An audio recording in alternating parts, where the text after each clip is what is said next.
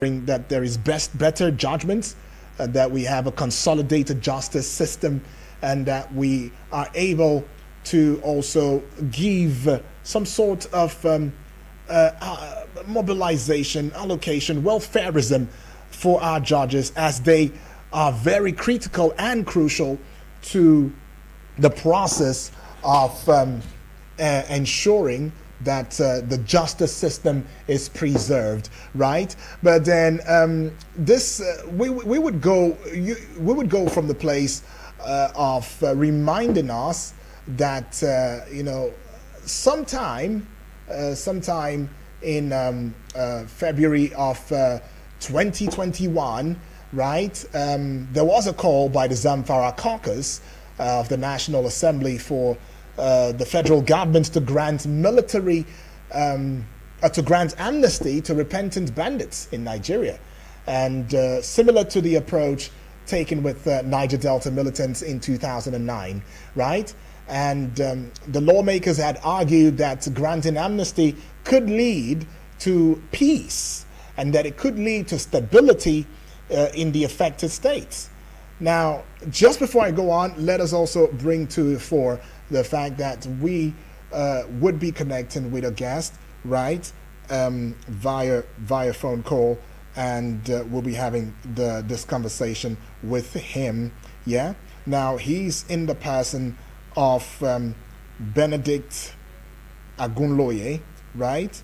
Yes, Benedict Agunloye is going to be our guest on the show today, and we are hoping that we are able to get through to him, as we've been trying as much as possible to do so.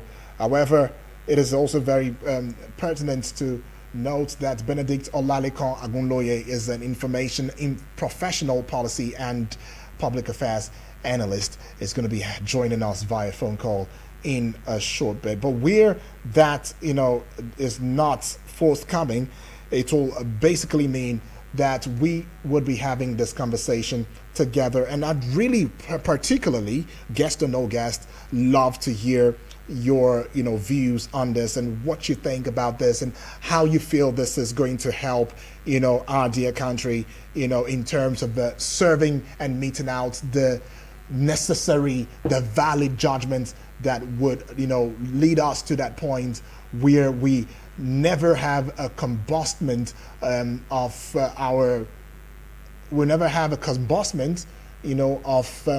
the prisons, or and then we see that justice is being served as an when due. Okay, still talking about the matter in discourse, right? When we also continue to look at these issues as it were, you would also discover that the then governor, Governor Bello Matawalle of Zamfara State, supported the initiative of granting amnesty to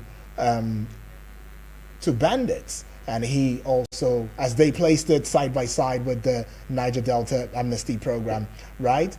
And in fact, he supported the initiative. Now, he also went on to cite that there will be positive, impact of peace, that there will be positive impact of peace efforts, in the state if amnesty was granted to, bandits. And then there is also the place of the opposition opposing the idea, particularly concerning the potential integration of repentant banditry. But if you fast forward to today, where the current governor of the same state, right, of Zamfara State, in the person of Governor Dauda Lawal, has come out with a plea a few days ago for more military from the federal government to addressing the escalating insecurity due to banditry and kidnapping in that state of Zamfara. Now, Lawal emphasized the gravity of the situation. He also suggested that without intervention, that this is the place, that really catches, my attention. This is a place that, has the heavy weight lifting. It says, if proper intervention is not introduced quickly, the entire northern region could be at risk. He stressed the need for an increased military presence and equipment to combat the challenges effectively. Right now, there is a conveyance from the governor's concern, and the place where he says that there is a need to take critical action, right, into the state. So on the one hand, we had the then governor Bello Matawale saying that there was a need to, serve out amnesty for bandits, right? And on the other hand, we're still having, the place of the current governor of the same state saying that whether amnesty or no amnesty, well, he didn't even make mention of an amnesty. He's saying that the state is under siege of banditry, kidnapping, and all of that. And he's saying that if care is not taken, that it would engulf, it will take out the entire northern states. And if you recall too as well, that the critical states that have been critically hit, or states that have been critically hit by, the insurgency of banditry and kidnappings has been, Kaduna State, we've got Plateau State, we've got Niger State, yeah? We also had Zamfara State as well as Taraba State. So these states are of banditry and kidnapping. This is not to say that states like Abuja, and Benue State has not been affected too. Benue State, in fact, is very critical too in this regard. Then it's also fast forward, to something had happened where the federal high court in fewer than 313 suspected terrorists arrested to nail them, right? And this brings some concern. Okay, we are joined by our guest already via phone call. Hello, good morning to you, Mr. Benedict Olalekon. Hello? Okay, we're still trying to connect through with him, and we are hoping that we'll connect shortly with Mr. Benedict. Anyway, the conversation trending, we are looking at something borders around the growing of benefits or befitting pay for Nigerian judges. And like I said, our guest is going to be is already on ground, and we're trying to, get through to him at this point in time, right? Okay, once again, we're going through to him now. Okay, so that being said, this was as the defense headquarters had come out on Thursday just saying that troops neutralized 121 terrorists, apprehended 253 and rescued 244 kidnapped hostages in different operations nationwide in 1 week. Good morning to you, Mr. Benedict Gunloye. Yeah, good morning. Yes, so it's still a conversation that's trending. I mean, I'm just going to do a very quick summary, to it. Now, Good morning. yes, good morning. I'm doing a very quick summary to the matter on ground. Like we'll be looking at the befitting pay for Nigerian judges. But a little background says that we've seen the release where a federal high court in Borno has ordered the release of no fewer than 313 suspected terrorists arrested by the military. And that court ordered their release and said that there was a lack of evidence to nail them. And the defense headquarters had said the troops neutralized 121 terrorists, apprehended 253, and rescued 244 hostage or kidnapped hostages in different operations in 1 week. Now, if we take that and we go to Zamfara State, where the governor of Zamfara State had come out very recently to saying that the state is under siege and saying that if nothing is done in terms of security, that it might just go out of hand and it might be a case that would be flooded into the other states of the northern region. But then let me also remind you that in the same state or from the same state, in Zamfara state, the then governor of Zamfara state, Matawale, had joined lawmakers in that state to subscribing to the fact that bandits deserve amnesty and they should be given amnesty if peace and stability was to be restored in the affected northern states. And they equated that with the Niger Delta amnesty program. Now, let's look into the matters that concern befitting pay for Nigerian judges. If you put all of these together, what comes to mind? Well, for me, I think that if we're looking at the Borno saga, it's sad. If there are no holding charges, the court cannot continue to hold them. So if they are not being held, it is either something is wrong with our investigations or something is wrong with our laws. And until such amendments are done, the criminals or the terrorists, as you may want to call them, the suspects in this case, will have to go free. Well, as for Zamfara, I think the case is simple. The governor before Matawale said he was resigning his appointment as the chief security officer of the state, if I can remember. You remember that? At the time, the minister for defense was from Zamfara himself. His local government was also under attack. Now Matawale came and of course did some bravado, make some attempt, but I think we are back to the same scale today with Lawa.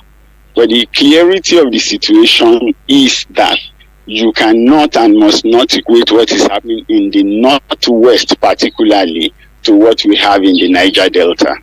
Why? Because in the Niger Delta, you were talking of people who felt their community was producing so much, supporting the economy, why they are being neglected. But I really don't know what the grouse of the guys in the Northwest are.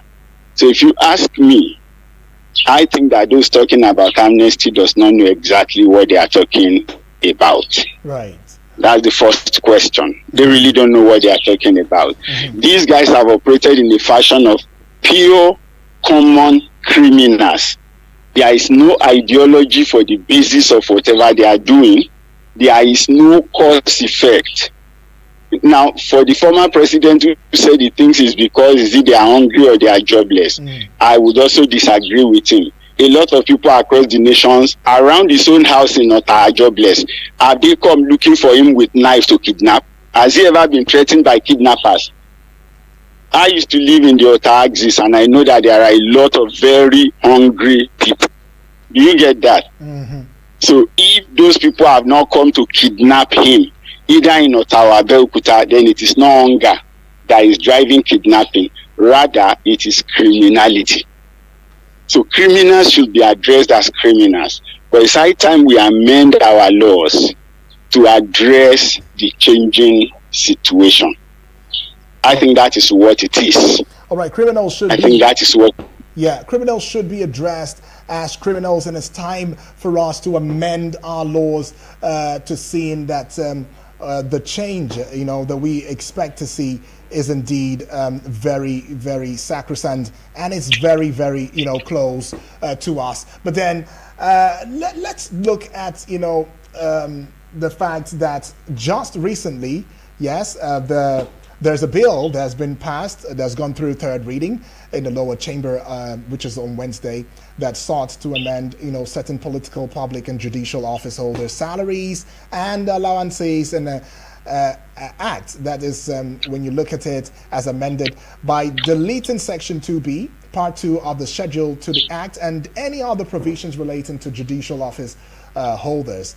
Now, that being said, the Chief Justice of Nigeria is entitled to some sums of money, right? and he's also entitled, to quite a number of things annually, allowances and all of that. Even the judges are not left out of the entire process. Now, let's look at the place of how do you think the proposed increase in judicial remuneration would impact the overall effectiveness and integrity of the judiciary? Well, we believe that justices are not meant to be heard on the open street. Okay. They are not supposed to be involved with protest and agitation.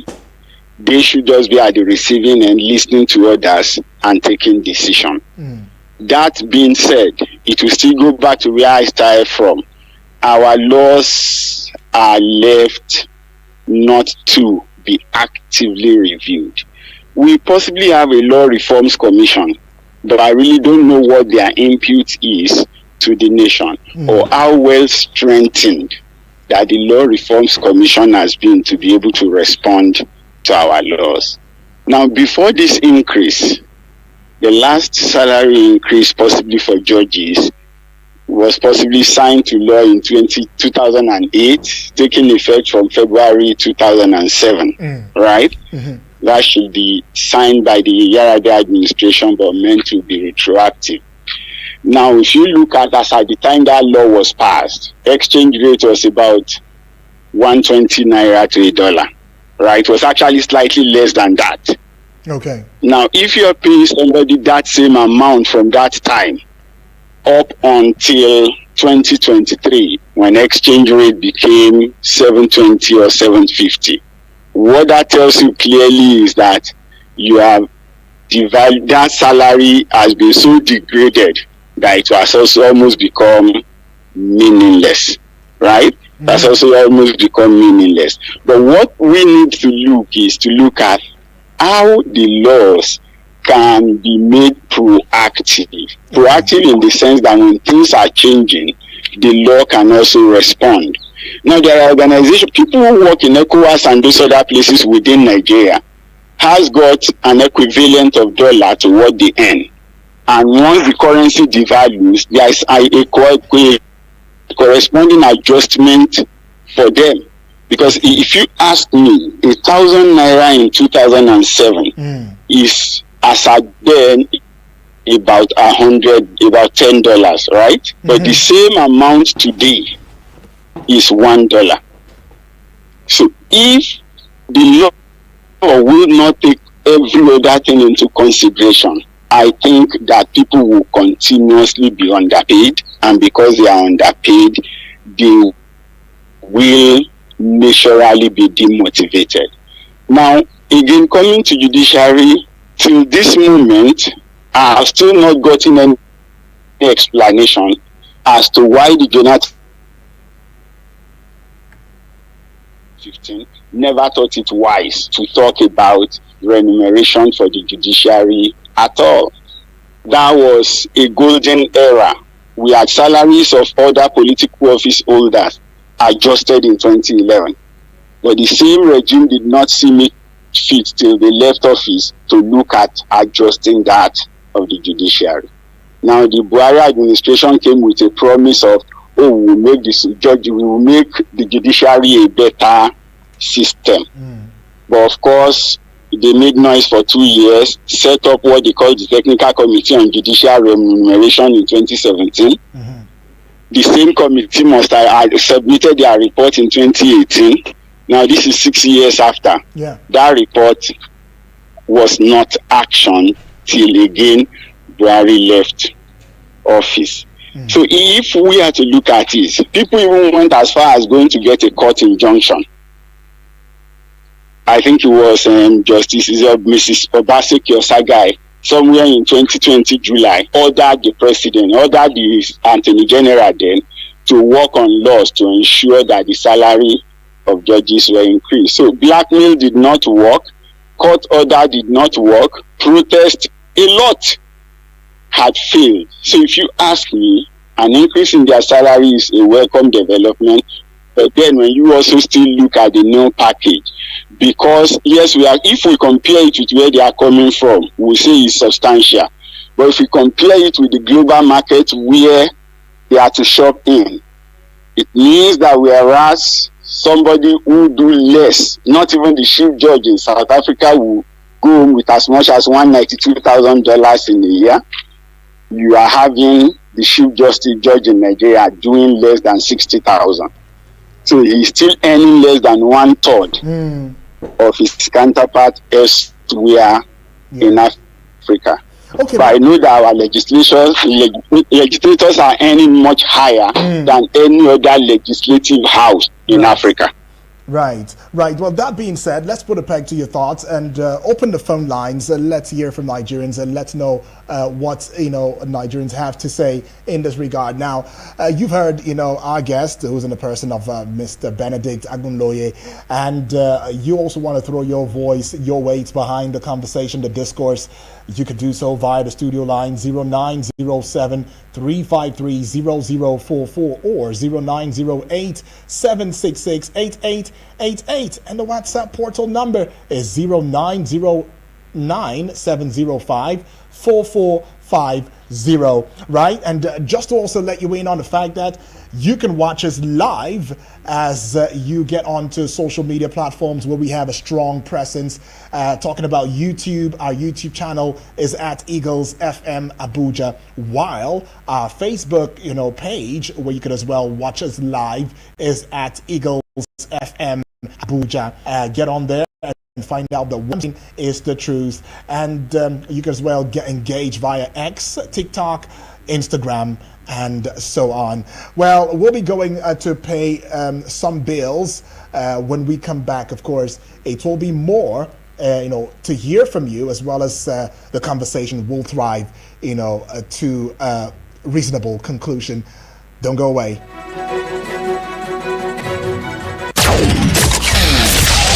No offense to the commercials. It's just that we want to see other audio. Eagles 102.3. Hi there. Do you want to know how to get the correct approval or documents for your land and property? Do you need the right information on how you can prevent your building from being demolished? Then tune in to Town Planning Program on Eagles 102.3 FM Abuja every Thursday by 5 p.m. Please listen to this announcement. Do you have WAEC, NECO, A-Level or OND, HND, BSc and Master's degree, and you want to study in UK or Canada? Akandios Global Limited have the capacity for 200 students for admission into UK and Canada. We will also help you to secure your visa without stress. You can call or send a WhatsApp to 08069789795. 08069789795 or 08100814632. 08100814632. IELTS online class with experienced lectures. Visit Suite 124 Business Throne Plaza beside NDLEA office, Gudu, Abuja. You can call or send a WhatsApp to 08069789795. 08069789795 or 08100814632. 08100814632. Get your visa processing to UK, Republic of Ireland, Canada, and also 100% Schengen visa, students, family, working visa, and tourist visa. IELTS online class, working visa in Albania, Europe, available now. Visit Akandios Global Limited at Suite 124 Business Throne Plaza, Gudu, Abuja. Call or send a WhatsApp to book an appointment with the consultant on 08069789795. 08069789795 9795 or 08100814632. 08100814632. You are about to experience orgasm.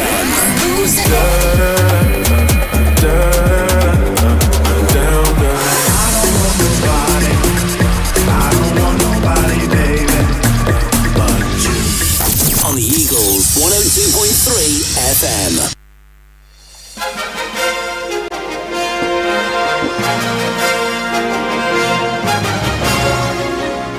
Right, welcome back and thank you for staying with us. This is Eagles Outlook on Eagles 102.3 FM Abuja, your radio experience that you can count on anytime, any day. And if you're watching us via the YouTube channel as well as the Facebook page at Eagles FM Abuja, you are doing the right thing. You can as well engage, and yes, your engagement will not be thrown under the bus, right? My name is Edward Daniel, and we still have our guest in the studio via phone call, deliberating on matters that concern the befitting pay for Nigerian judges and all, and we are looking at it critically as some school of thought believe that increasing the pay of judges in Nigeria might just be the way forward, and hence the House of Reps has taken it upon its shoulders to ensuring that a bill to that effect passes third reading. And as it is now, we are yet to know whether or not it has been finally approved and signed into law. But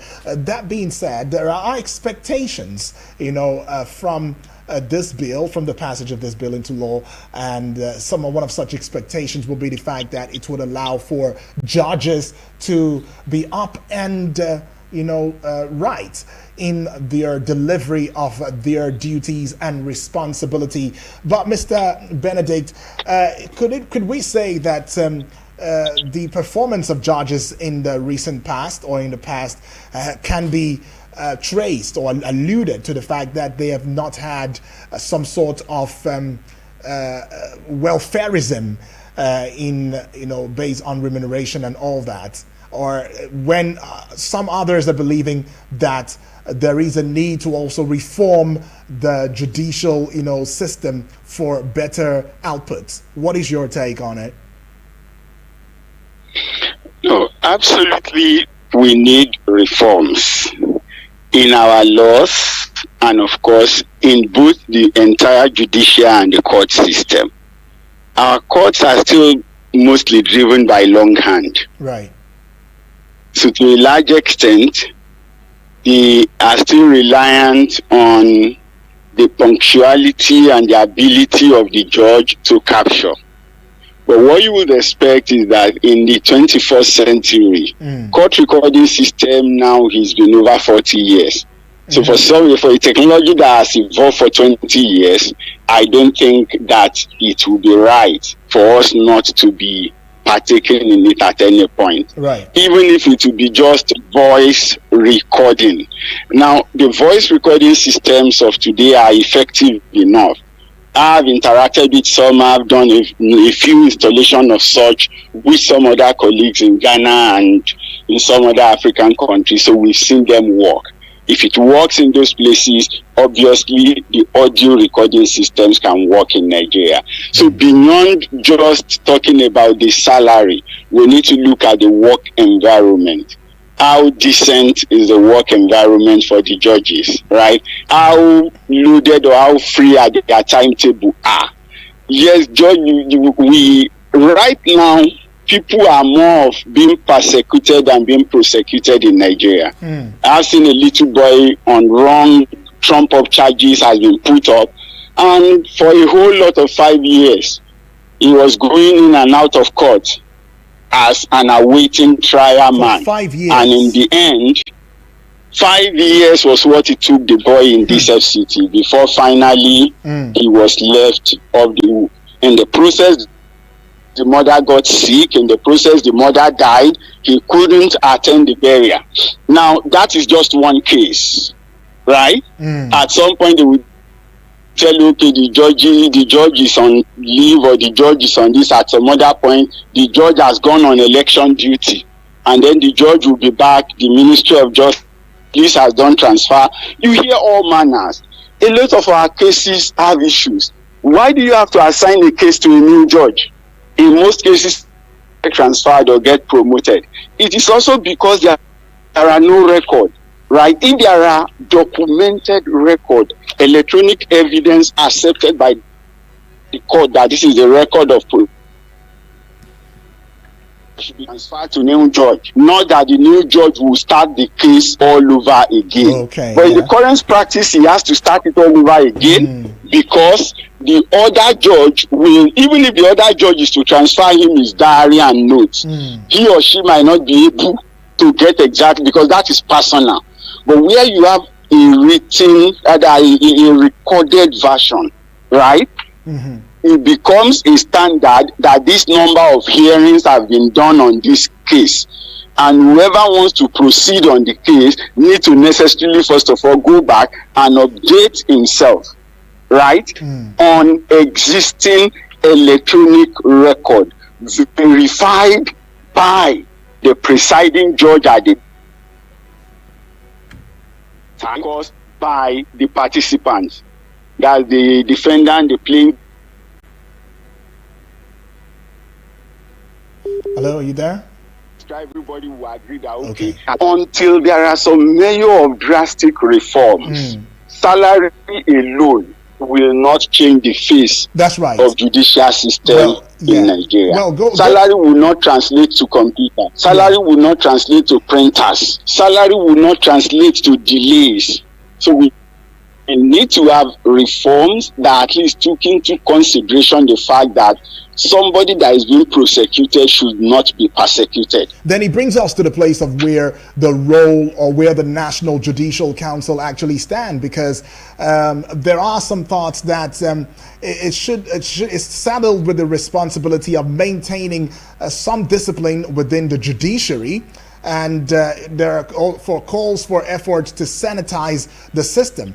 And this also underscores the need for an institutional mechanism that should translate into ensuring accountability and professionalism within the judiciary, right? But then let's also look at a place where how do you think that the National Judicial Council can ensure effective discipline and accountability within the judiciary?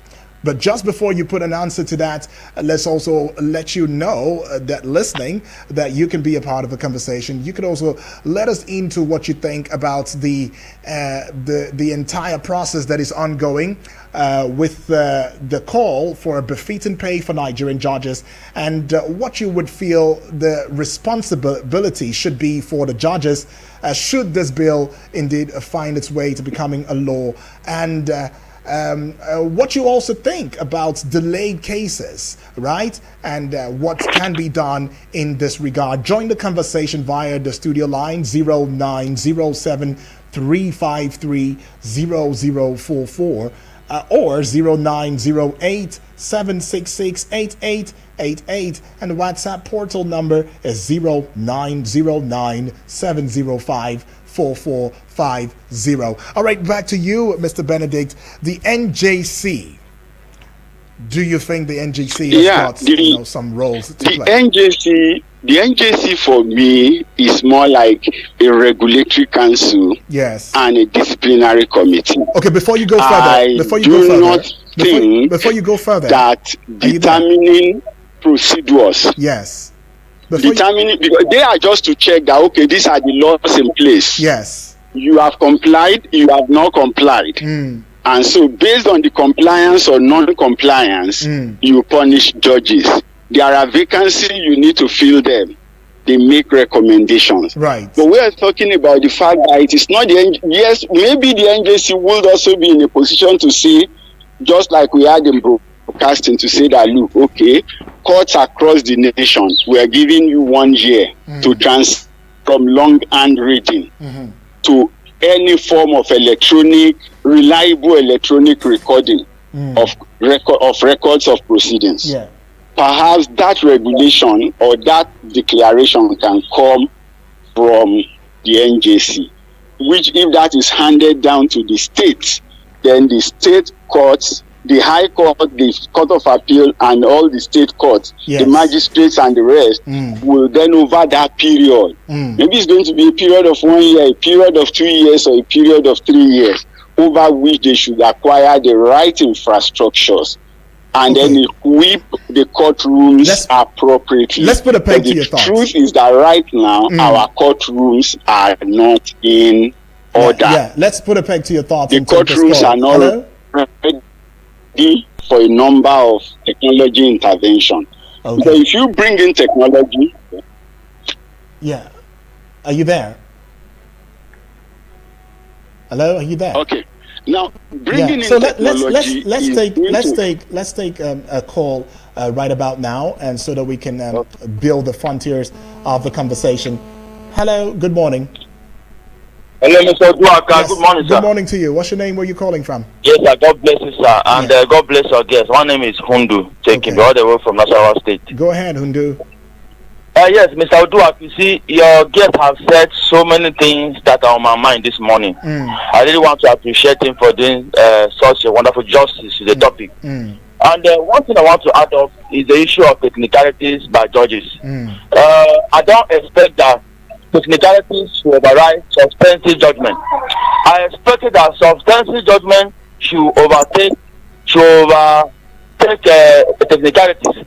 Like, something happened in Bayelsa where I will never forget, where somebody won on election, he was doing the hardest to be sworn in, and based on technicalities, he was being removed. I expected that this was wrong because substantive. Oh, come on. Tekumbi Hundo, please do well to call the other line. I don't know what's going on with this particular line, but get on to 0907 353 0044 and or call 0908 766 8888, right? These are the two numbers that you can get onto, and we would have a good conversation.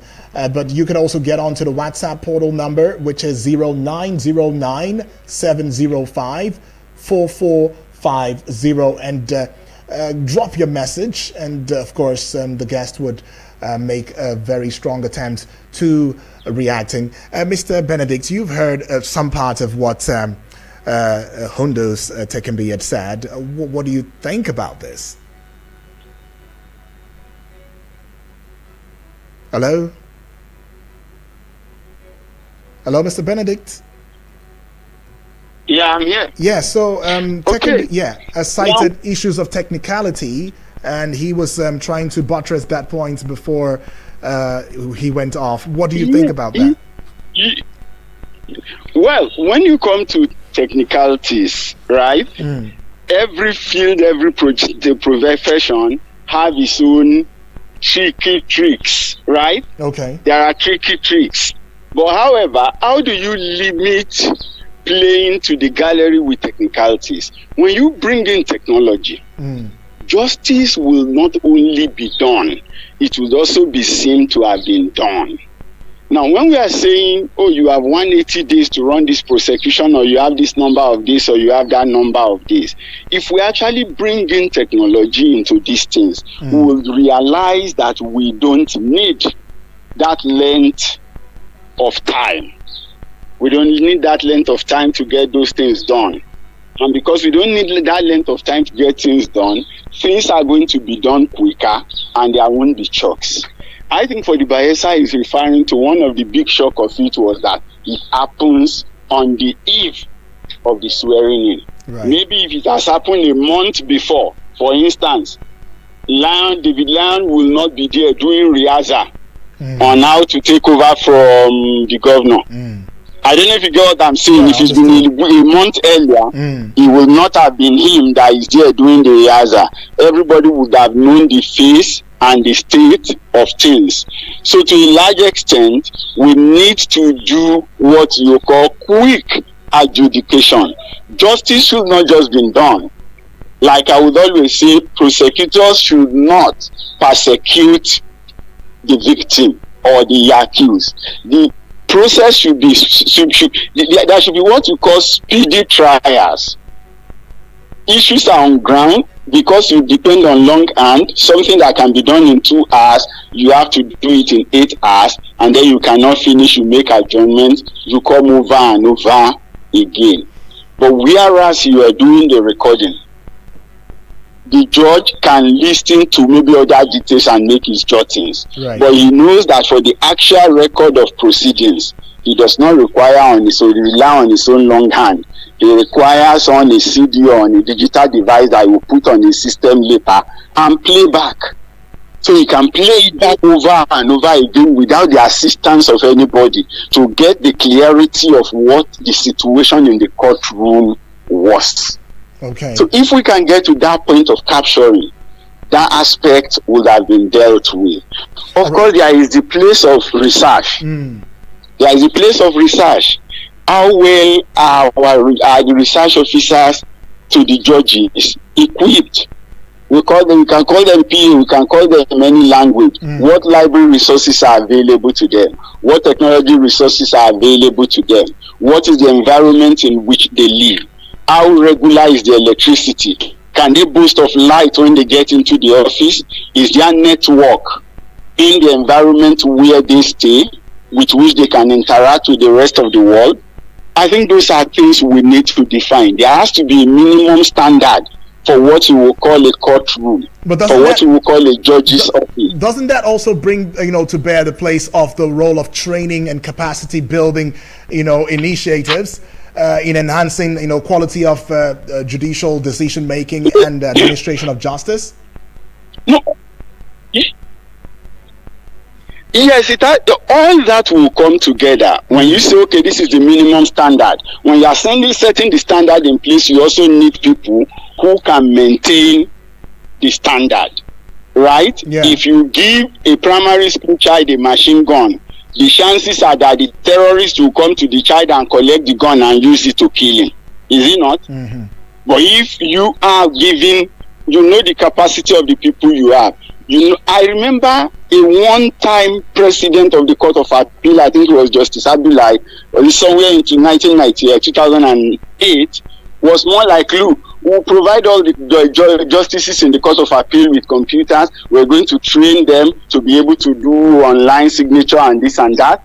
And we'll possibly need to approach the NJC so that any judge going forward coming to the Court of Appeal must be computer literate. But I'm sure as soon as he left, that principle or that's the point. The place of continuity. That's the point. By the place of continuity is also very, very, sacrosanct in this discourse. So it's not just about the pay, right? So it has to be with as part of the oversight function coming from the NJC. They should set a minimum standard, right? And then have a regulatory. They will have when the state knows that, look, if we don't equip your court, some of the powers of your state high court may be taken away because your courtrooms are not ready. As it is today, if you have a football club and your stadium cannot host international game, right? Definitely, if you qualify for CAF Champions League, you know that you will not play at home. Is it not? That's because CAF has come up with a minimum standard that will regulate that. So I also think that the NJC or whoever will be responsible for that set a minimum standard for personnel, right? For competence, for infrastructure, for facilities. Then you can give a time frame, maybe 2 to 4 years, for all states to meet up. After which, if you have not meet up, you might no longer be permitted to run that level of judicial function in that terrain. All right, now I guess if we do that, we'll be making progress. Well, in line with that, we would let's just as your final take, how can this reform address? In what way do you think it can address systemic challenges such as the delays in dispensing justice and the perception of corruption within the judiciary?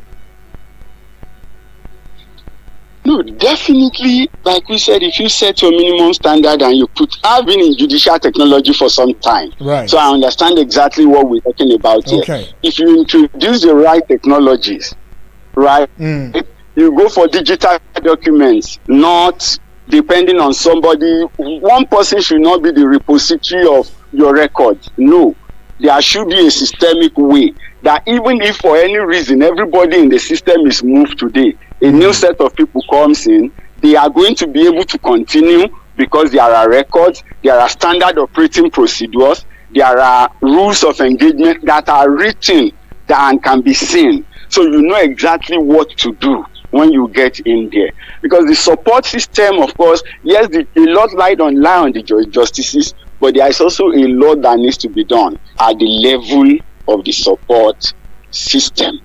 And then, of course, I want to also believe that this might not, I wouldn't know why it does happen. I got a job with this high court and I remain there forever. You get a job there should possibly at the federal level, there should be transfer of service for the support people, because the same Federal Judicial Service Commission might manage them. So there should be exchange. People should be able to move from the High Court to the Court of Appeal to the Supreme Court and round like that in the course of career. Not that you come in as a system person in the Supreme Court and you remain in the Supreme Court till you become a director. Right. And because you are the director in the Supreme Court, you are the one advising the NJC. When you actually have no knowledge of what transpires, more of the time at the Court of Appeal or at the High Court. But if those support services, those support staffs, accountants, librarians, clerical officers can move across the judiciary, number one, it will break some cycle of inefficiency. It will allow improved performance because people can bring in new knowledge to do the job. Right. And the justice system as a whole will have a better support base. Because the justices are few, the support staffs are actually large.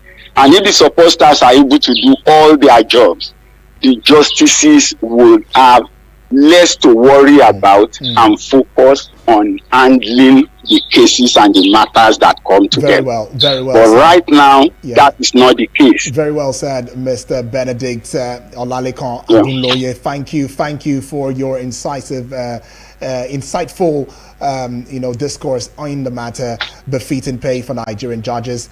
You are an information professional, policy and public affairs analyst. We hope to have more conversation with you in the coming days. All right. Thank you far too kind. Well, this is where we say bye-bye to on the show, but I want to say a big thank you to you for listening, and to you, Tekin Behundu, all the way from Nasarawa State, for also making your contribution right today. And I want to say that as we also engage, we should also remember that due diligence needs to be done, and be done in a place of knowing that the change begins with each and every one of us. Attitude determines altitude. And this is me, Uduak Daniel, wishing you a happy Good Friday from this